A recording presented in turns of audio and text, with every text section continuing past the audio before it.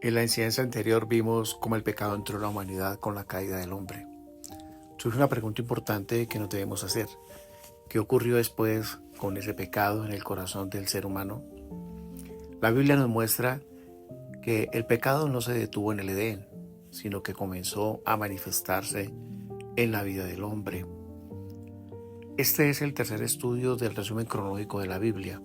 Hoy veremos cómo el pecado empieza a dar sus primeras consecuencias en la humanidad, en la vida de Caín y Abel. Veamos lo que dice la palabra de Dios en Génesis capítulo 4, versículo 7. La escritura dice: si bien hicieres, no serás enaltecido, y si no hicieres bien, el pecado está a la puerta.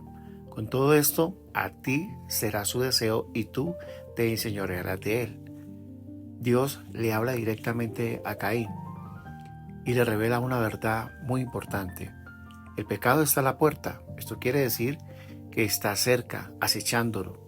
El pecado desea dominar, pero el hombre debe decidir si lo deja entrar o no. Caín es responsable de su decisión. Sin embargo, Caín no escucha la advertencia de Dios y decide actuar.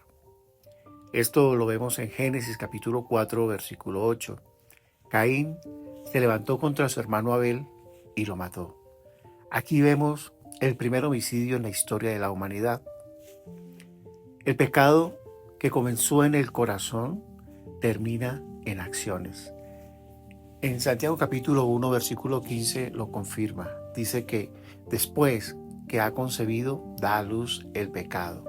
El pecado no solo separa al hombre de Dios, también rompe la relación entre las personas. Dios confronta a Caín y le pregunta: ¿dónde está Abel tu hermano? Pero él responde: ¿soy yo acaso guarda de mi hermano? Su corazón se había endurecido. Entonces Dios pronuncia su juicio.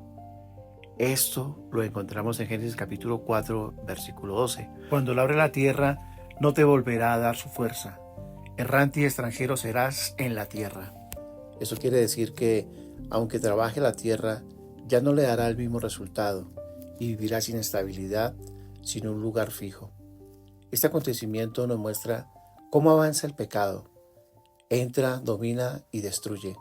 Pero la historia no termina aquí. En el próximo estudio veremos cómo el pecado se extiende a toda la humanidad.